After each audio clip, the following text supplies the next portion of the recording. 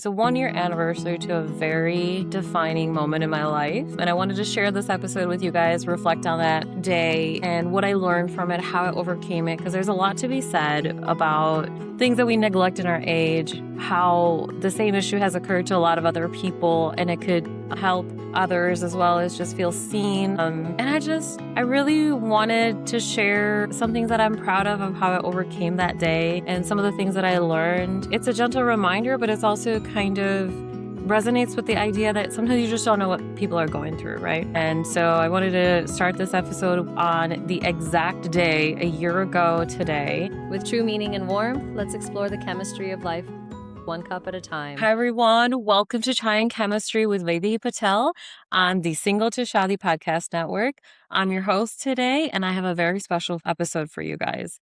I wanted to start out by saying today is a 1-year anniversary to a very defining moment in my life. And I wanted to share this episode with you guys, reflect on that day and what I learned from it, how I overcame it. Because there's a lot to be said about things that we neglect in our age, how the same issue has occurred to a lot of other people and it could help others as well as just feel seen. And I just really wanted to share some things that I'm proud of how I overcame that day and some of the things that I learned. It's a gentle reminder, but it resonates with the idea that sometimes you just don't know what people are going through, right? And so I wanted to start this episode on the exact day, a year ago. I was actually wearing the same outfit. Call me crazy. I hope I don't jinx myself for it to happen again. But a year ago, I was in a very exciting part of my life. We had just launched the season. We had been traveling a lot. I also was nonstop going, socializing, hosting singles events, doing a lot of things on the side. And I actually, right before my first season launch, I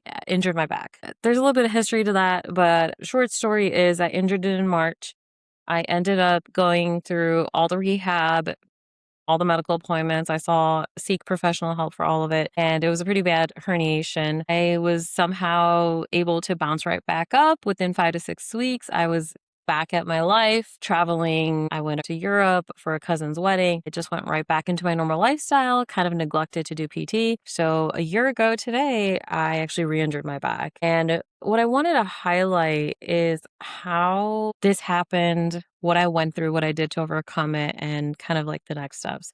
I don't know if you guys know much about back injuries. I feel like once I did have the injury and then I started to tell people about it, about the 10 people that I talked to, 4 out of 10 either knew someone that had a back injury or they themselves had a back injury. I'm talking some of my physicians that I seek care from, some of the day-to-day people I interact with, people in my profession, across the board. It is a very common issue. I know across Western civilization and us kind of having a very sedentary lifestyle, I feel like back issues have become more and more prevalent. I feel like everybody I talked to had it in the past. In the last year, they injured their back, and there's like levels to this injury. So a year ago, the first time that it occurred was just grabbing food out of the passenger seat and twisting the wrong way. And I heard something pop and I was like, that's not good.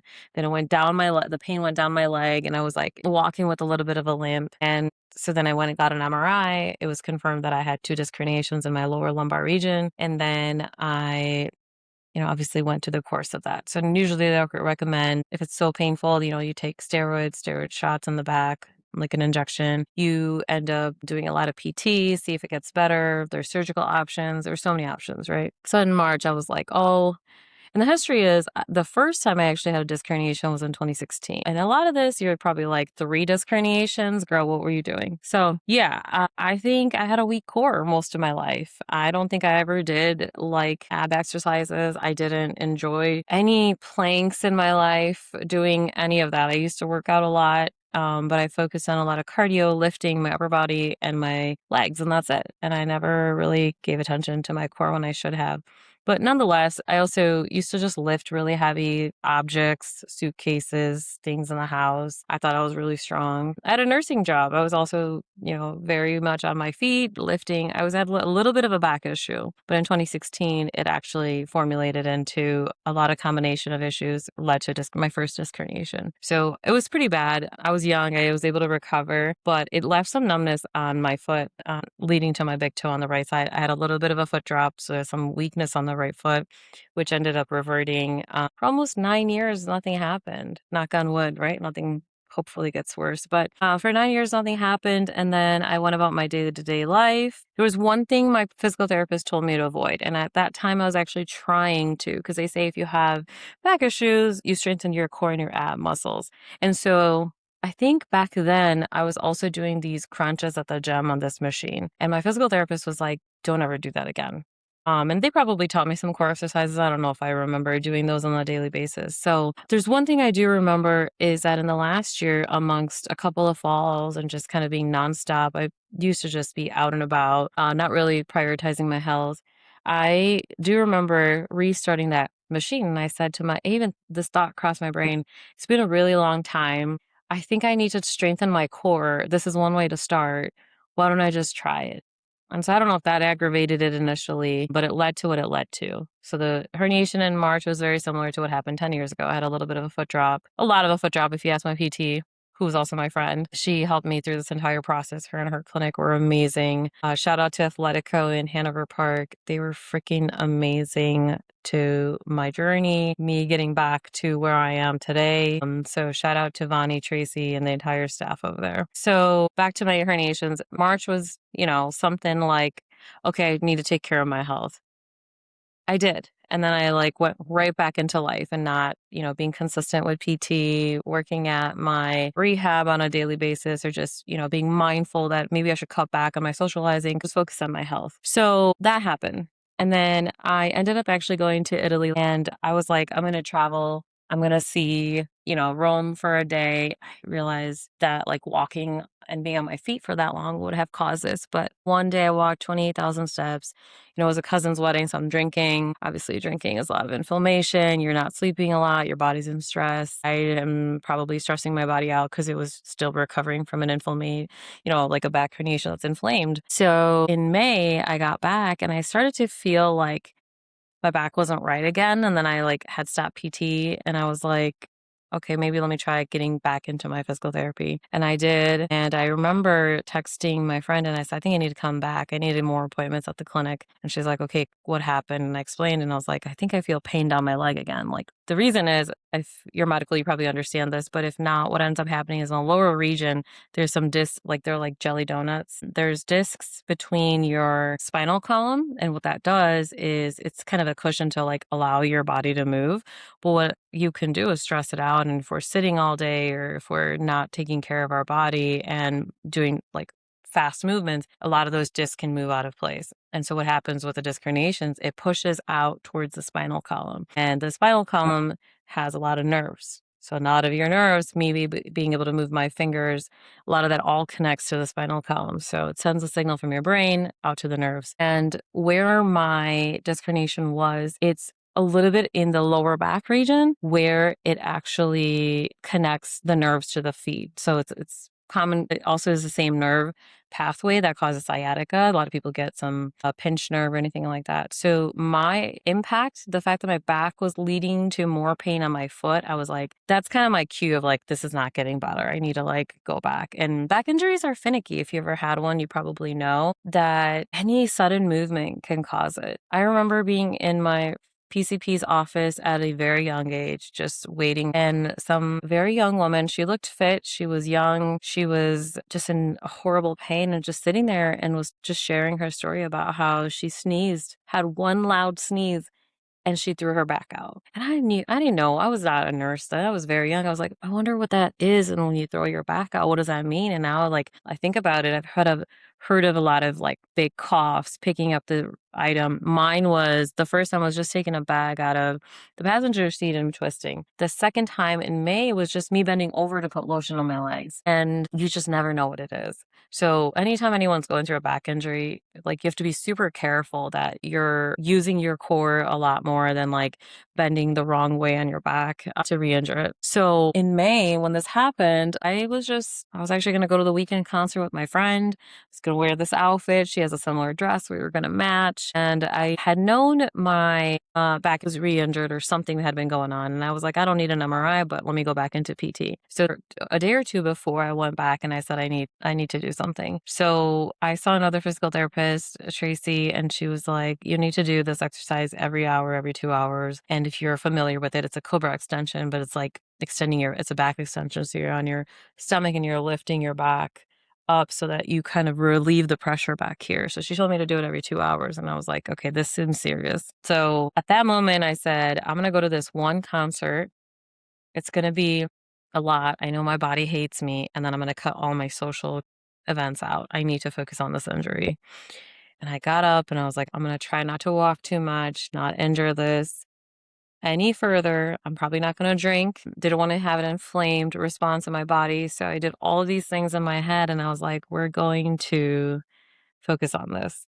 Went to go shower. It was hair wash day, washed my hair, got out, dressed, and then I started to put lotion on my body and bam, I just thought I was leaning back to give myself a little bit of like support while I make sure I do like a hip hinge. It's something you got to do to make sure you don't like, keep flexing your back, because flexing your back is you want to remain an extension and that's the best thing. And what we're doing a lot of times is like curving and like bending over, picking up something. And so to put lotion on my lower legs, I was like, let me reach for this wall so I know that I'm able to, do this safely.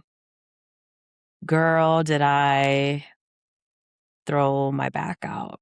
I don't think I screamed, but now that I'm like actually visualizing this and reflecting on it, it was probably one of the worst feelings I've ever had in my life. And if you've experienced nerve pain, it's got to be one of the top 1, 2, 3 pains in life. Like everything else seems a little bit temporary. You get a cut, there's dull pain, there's numbing pain.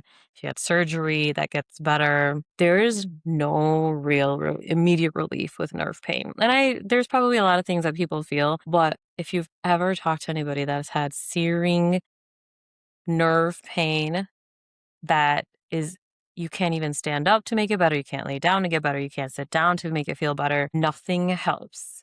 And the way that this hurt, I just knew this was something that I've never experienced in my life. So immediately, I think the Cobra extension and back extension exercise is an emergency response.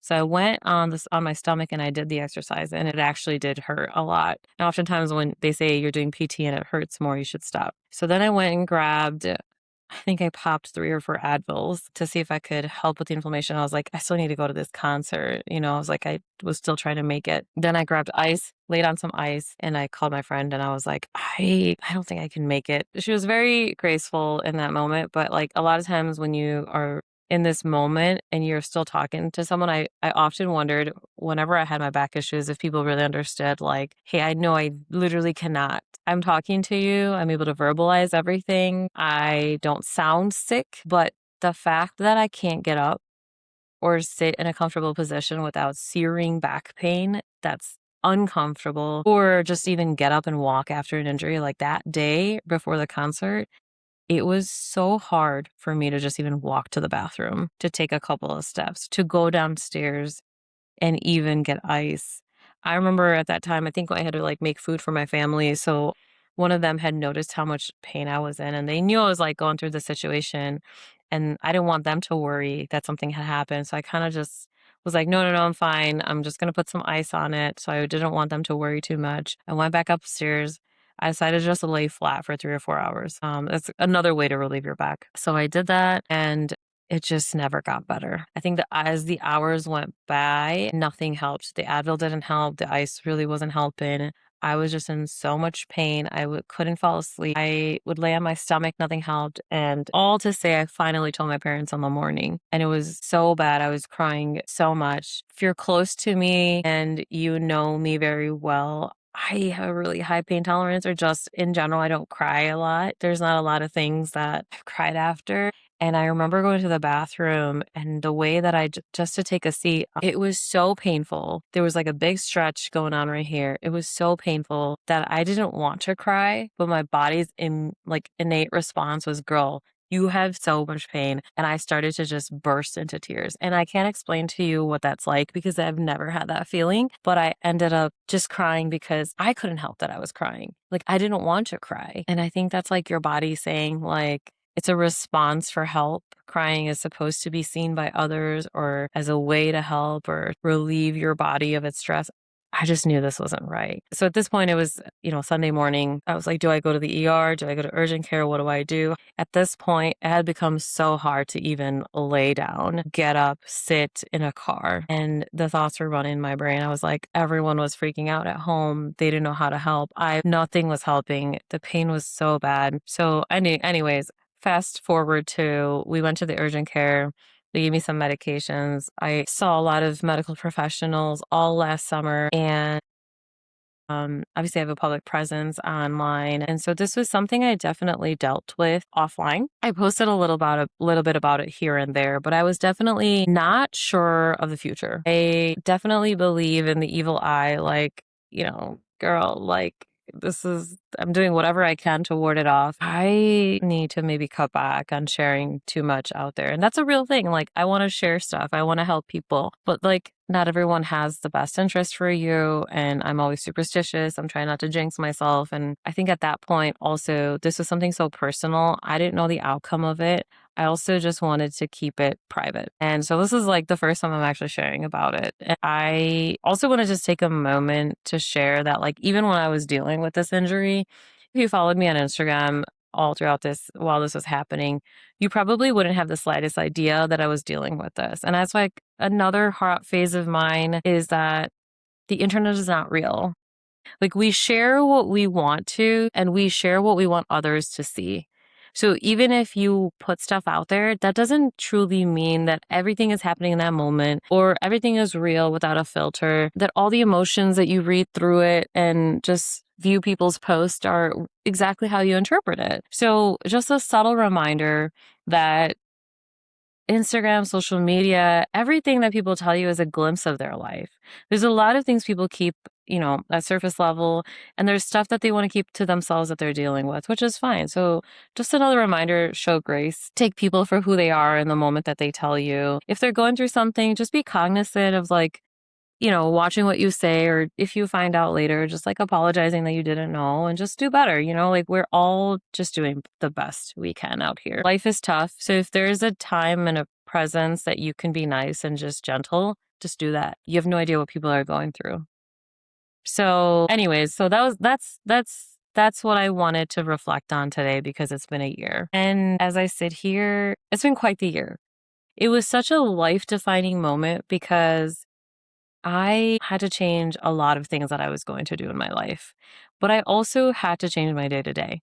So one of the first things I stopped doing after seeking all the medical help and getting to a plan and stuff like that, I cut out sugar as much as I could, especially extra sugar, and I definitely stopped drinking. It probably would have been Memorial Day that I even had my last drink at that time. Today's May 31st is when the injury happened, and I gave myself the first 6 months of when optimal healing and nerve regeneration could occur as much as I can help it with decreasing inflammation in my body. So I cut out sugar, focused on my PT, cut out the alcohol, cut out my social events so I could take the time to do my PT. So I was on a pretty strict regimen at that point. I seeked out professional help and took some oral steroids. I didn't want to take a steroid shot. I was kind of figuring out the course by myself. I have medical people in my family. My brother's a neurologist, and I think a lot of people had a lot of opinions, and people with that presentation probably, like, I had an immense foot drop. I was picking up my entire right leg as I was walking. I was in so much pain the first 2 weeks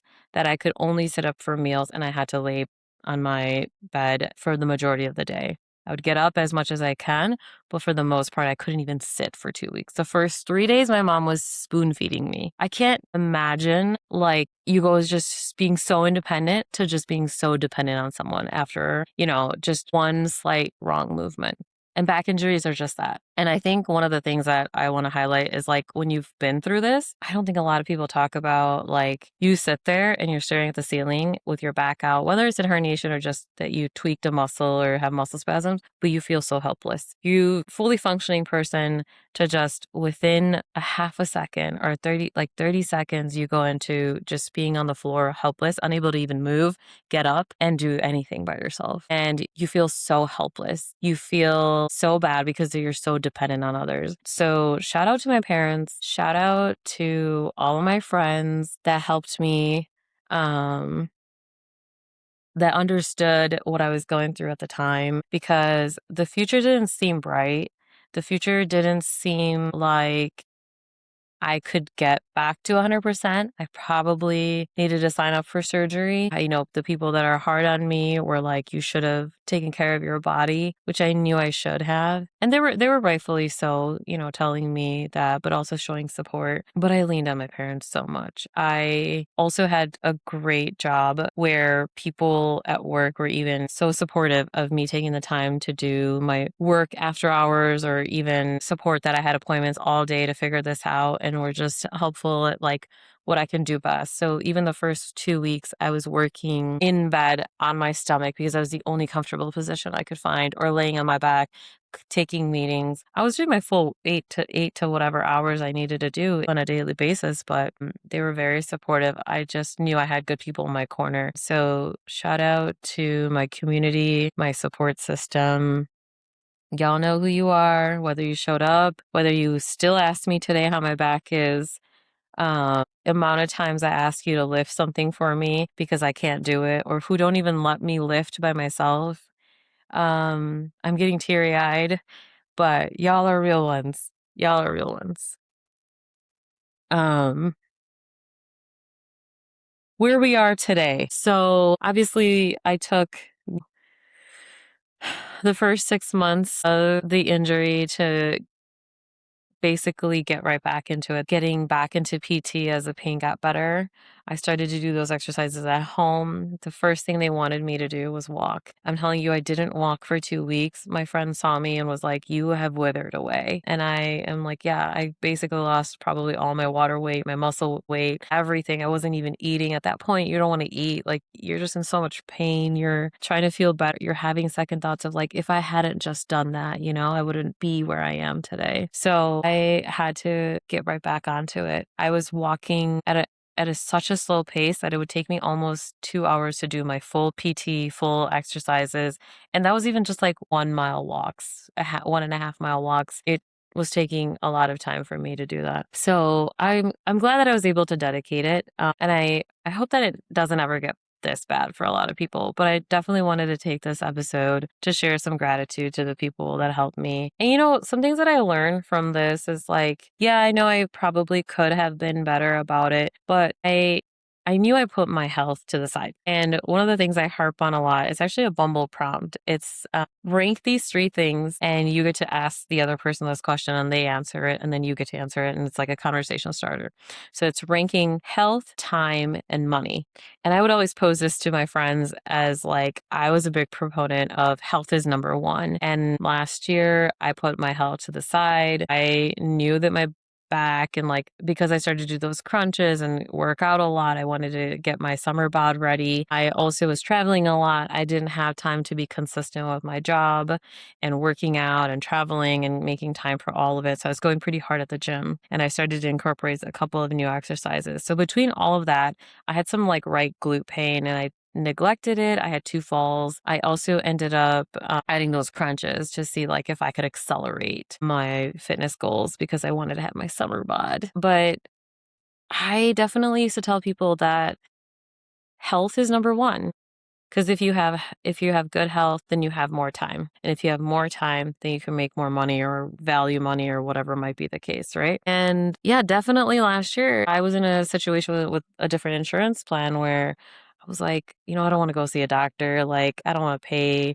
I also don't have time for it. Like, I'm enjoying my life. I have to go here. I have to go there. I'm traveling for work almost twice a month sometimes, and traveling for personal. And I let it slide.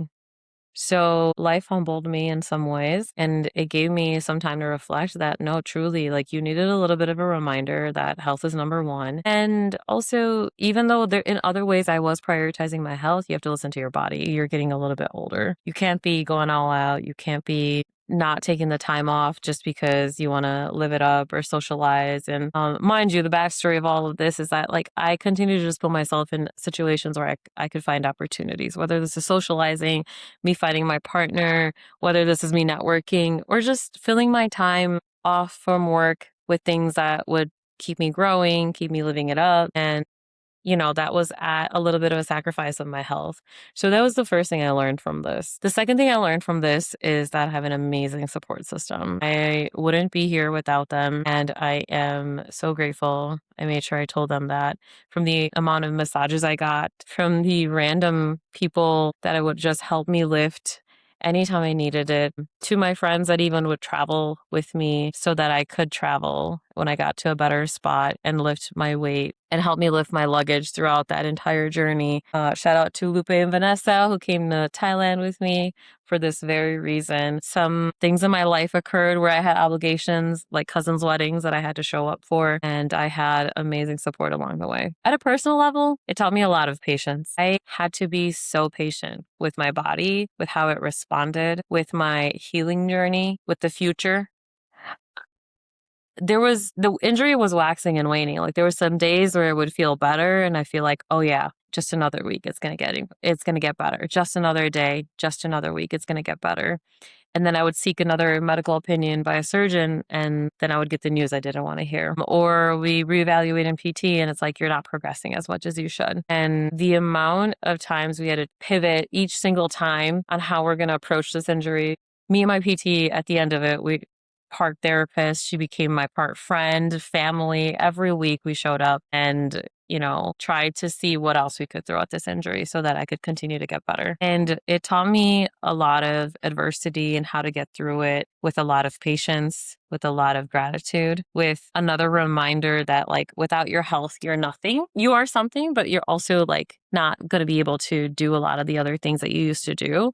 And if that's the life you want to live, like girl, lock in. You need to take care of your health. So I definitely learned and was able to be very reflective, introspective throughout that entire time. I also had to learn how to say no. As someone who was always ready to hang out, to go out and about, say no to sweets, say no to social plans that could interfere with my PT and rehab, say no to some amazing opportunities that came along the way where I could have met my partner. I could have grown my podcast or my side hustle in a way that would have helped me. But I was like, no, you have to take the time right now to take care of your injury. One of the other things that I learned from this injury was that life is finite. Like I could have been one further millimeter of that injury needing back surgery immediately that could have just wrecked my life or God, maybe it would have helped me fix it, but also just changed the course of my life in a way different manner. Even though I thought I was living it up and, doing all the things, socializing, being outside, traveling, living it up,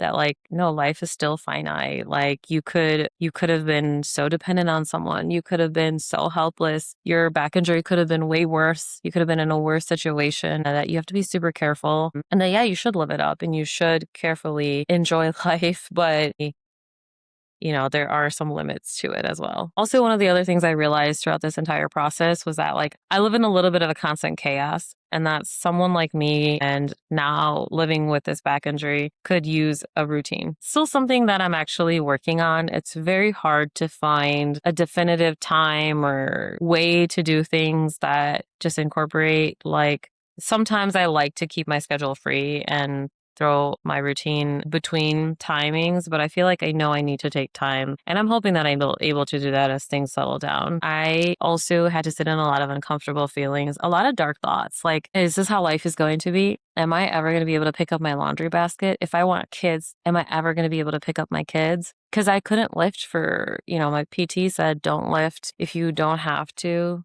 Pick up a gallon or pick up a lot of weight right now, don't do it. And everything you had to do it in an extension. So definitely wasn't picking up a lot of stuff. And even the smallest things, your phone will fall on the ground. You're like, shoot, I need to like grab that. So I was taught how to squat or use my legs instead of my back to lift things. But I also had to I wasn't doing a lot except rehabbing, working, focusing on just the main things, spending time with my family to also get away from my dark thoughts. But I had to really reflect and reshift my priorities of no, health is definitely number one.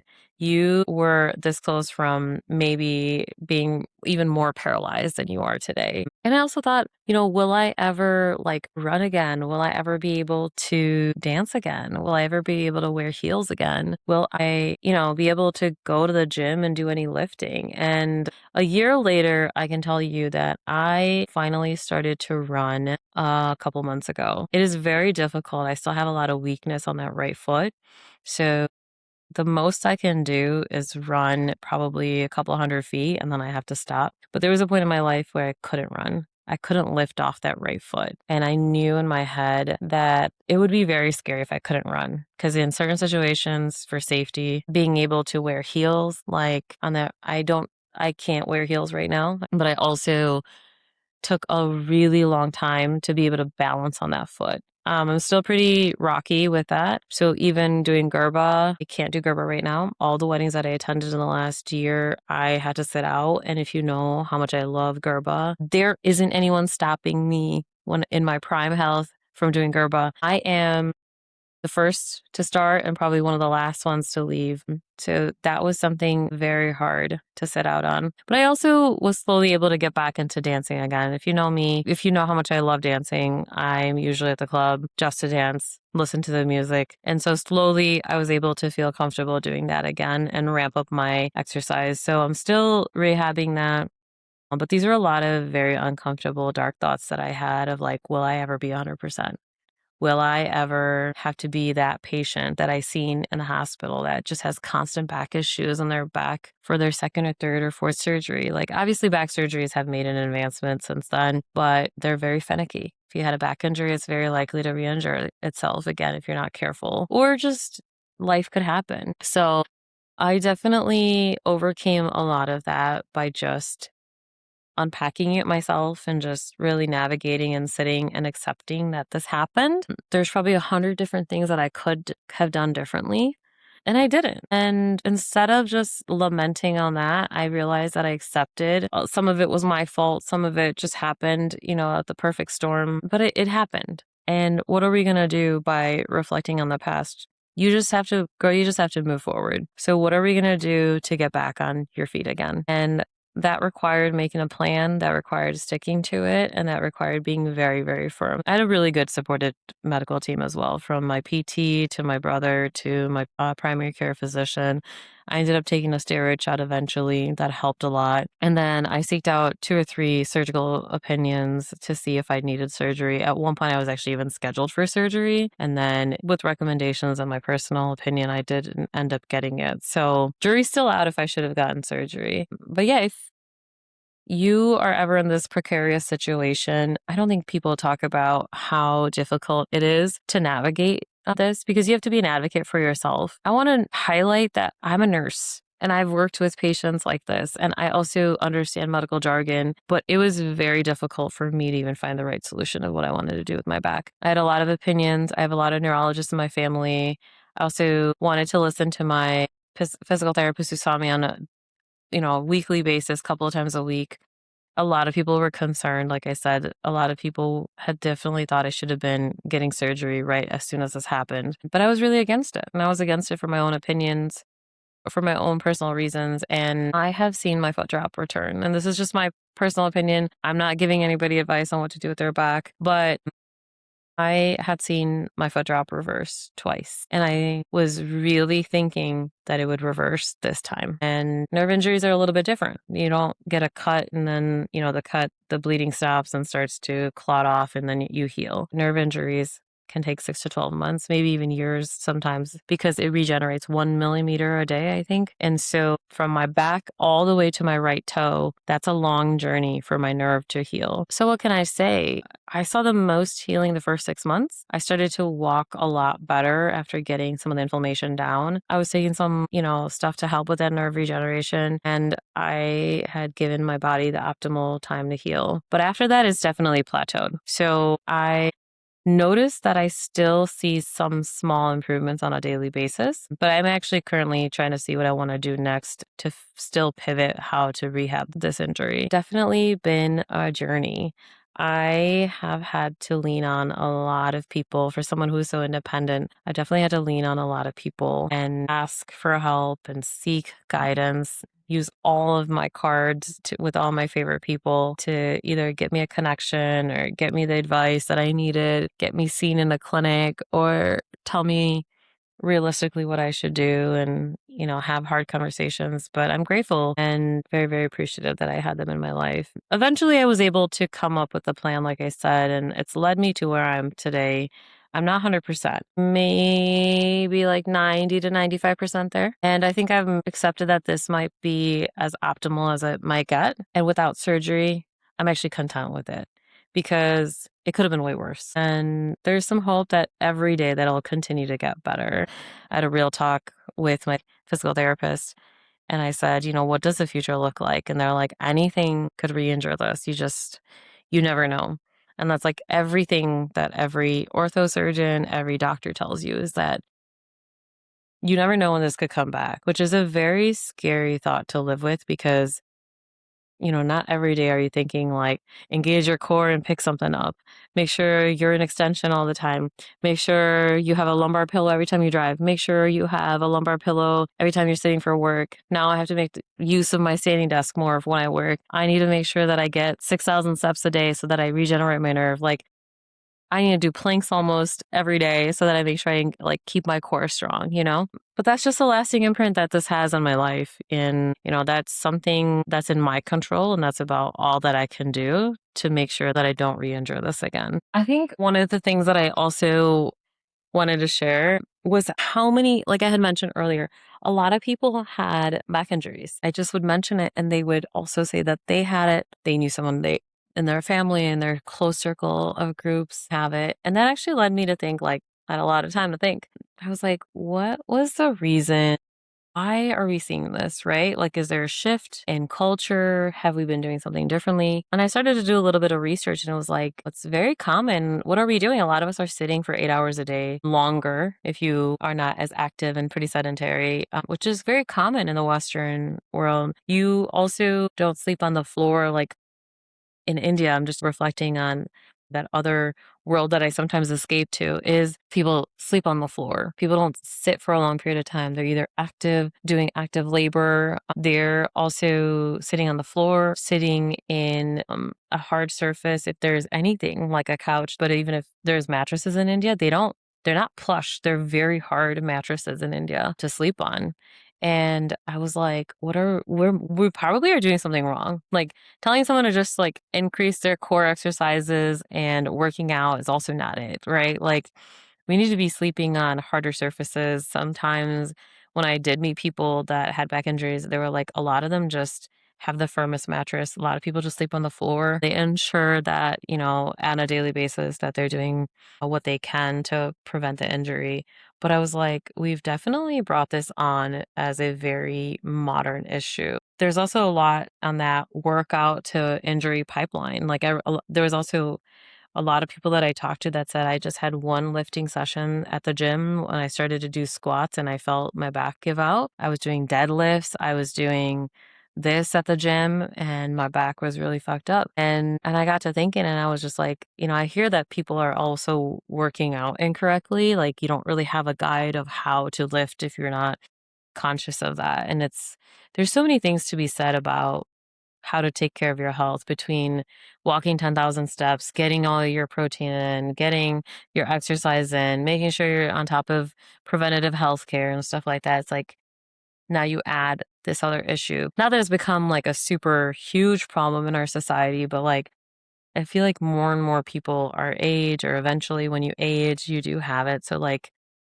yeah, I'm sure everyone tells you to take care of your health, but my gentle reminder, engage in your core, make sure you're lifting things appropriately. I dealt with this. I don't know if I had a pre-inclination to it because it was due to my profession as a nurse in my past, but take care of your back. You only get one back. You only get one of everything. But the way that you feel when you have a back injury and you feel helpless, that you could be paralyzed and bedbound and you might be dependent on someone, it's like, it was such a dark feeling. And it was also, it could have been a reality. I hope it never is for anyone or myself. That, just doing subtle stretches, subtle core exercises, making sure that you're standing instead of sitting for too long is probably just a good way to prevent something like this from happening. So just my little plug in for that as someone that had this injury, not as a medical professional. I'm not giving you medical advice. Please seek appropriate medical professionals for your medical health. I am not being a nurse. I am a podcaster telling you about my journey and my life as someone that had this really bad back injury. I just wanted to share this story because I definitely went through a lot with this last year, and I had to do reminders often of like, this is just another challenge. You're facing adversity again, and you've been through a lot in the past with other things, but you know how to get yourself out of it. And so I learned to just remind myself that, life will always throw you some type of a challenge or adversity. And the beauty of it is how you face it and overcome it. Like we've all been through a lot of dark places, a lot of life-defining moments in our journeys, but the way you get back on track and the way you overcome it, there's something to be said about that. And I hope this helps people that also either have had an injury that can relate, and maybe even those that know someone could share some of the experiences that I had, but also just a reminder, that health it's number one. It's something I forgot. It really changed the course of the last year of my life. I had a lot of plans for 2025. I wanted to do a lot of things last year that I wasn't able to. And I also think that there's a lot of things that you could focus on, but whether it's mental health, physical health, emotional health, or anything, right? I think without that, I really do harp on that health, time, money. This was a prime example. And I think it also still resonates with what I feel about in my life. It's like health is number one. And I am going to prioritize that forever. And I really hope that I'm able to continue on this journey and able to maintain a routine. And I'm glad that I was able to share this and get this out there on a personal level. So hopefully it relates to people. And hopefully for those that are also going through this today, power to you. Sending all the healing vibes and hoping that you're able to get better. And if you ever want to reach out or want to talk about this and how you might be going through the same thing, I'm all ears for that. I would love to chat about it. There's a growing club over here of people with back injuries and the things that I've learned and was able to connect with other people. So with that being said, I really hope you've enjoyed this episode of Chai and Chemistry. And thank you for coming to listen to my journey, help me reflect on exactly 365 days of what my injury was like and how it impacted the last year in some ways. And hopefully you're able to take something away. If you or someone is going through a back injury, send this to them, sending a lot of love, sending a lot of peace, good vibes your way. Thank you for tuning in to Chai and Chemistry with Vaidehi Patel on the Single to Shadi podcast. And the beauty of it is how you face it and overcome it. Like we've all been through a lot of dark places, a lot of life-defining moments in our journeys, but the way you get back on track and the way you overcome it,